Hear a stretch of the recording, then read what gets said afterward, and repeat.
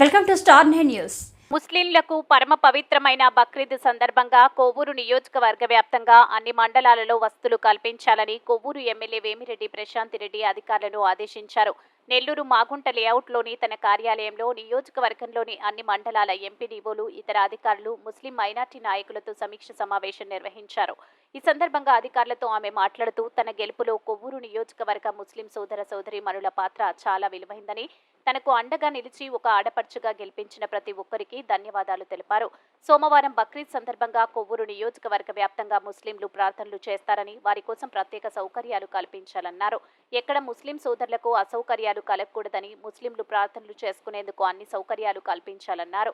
ప్రార్థన స్థలాలలో పారిశుద్ధ్యం మెరుగ్గా ఉండాలని, అన్ని చోట్ల డస్ట్బిన్లను ఏర్పాటు చేయాలన్నారు.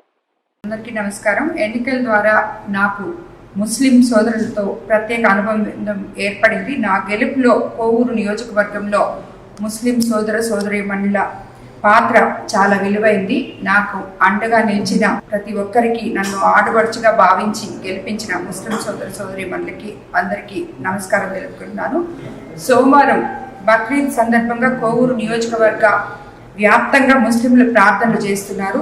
కాబట్టి ఎంతో పవిత్రంగా ఈ బక్రీద్ కోసం మనం అన్ని ఏర్పాట్లు చేయాల్సింది. ఎక్కడ ముస్లిం సోదరులకు అసౌకర్యాలు కలగకూడదు. దానికోసమే ఈ సమీక్షా సమావేశం ముస్లిం సోదరులతోటి, ఎంపీటీఓలతోటి.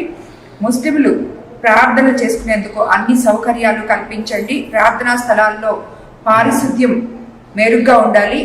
అదేవిధంగా ఈద్గాల వద్ద తప్పకుండా ప్రత్యేక షామియానాలు ఏర్పాటు చేయాలి. ప్రార్థనలు చేసేందుకు ఎక్కడ ఎటువంటి సమస్యలు ఉండకూడదు. ఉంటే తప్పకుండా నా దృష్టికి తీసుకురావాలని చెప్పి కోరుకుంటున్నాను. కొవ్వూరు నియోజకవర్గంలో ఎక్కడ అసంతృప్తి అనేది ఉండకూడదు. ఈ విషయంలో అధికారులు ప్రత్యేక చర్యలు తీసుకొని ముస్లిం సోదరులకి సహాయపడాలని చెప్పి కోరుకుంటాను. అదేవిధంగా శానిటేషన్కి సంబంధించి ప్రత్యేక చర్యలు తీసుకోవాలి. చెత్త చెదారాలు వేసేందుకు డస్ట్బిన్లు ఏర్పాటు చేయాలి.